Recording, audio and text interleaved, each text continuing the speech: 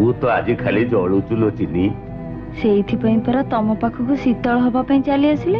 भल कर खूब भल कर जो कामटा मु करी बोली भाबुथी सेई कामटा आज तोरी हाथ रे करे। कौन करिवे? तू झरका पाखक जीव आउ लंठनटा धरी हलई दबु तापरे तू आ मु पाखा पाखी ठिया हेई घर गुड़ाक हुतु हुतु ही जलुथुबार देखिबा। ना